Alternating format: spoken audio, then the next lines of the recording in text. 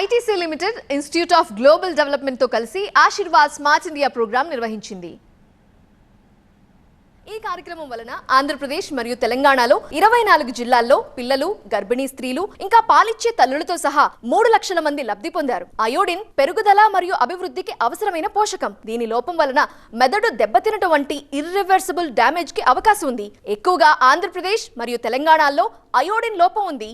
ఈ కార్యక్రమం మాస్కోట్స్ బుద్ధి గర్ల్ మరియు బుద్ధి బాయ్ తో Ashirwad smart India programme iodine deficiency disorder లాంటి సమస్యపై దృష్టి పెట్టింది.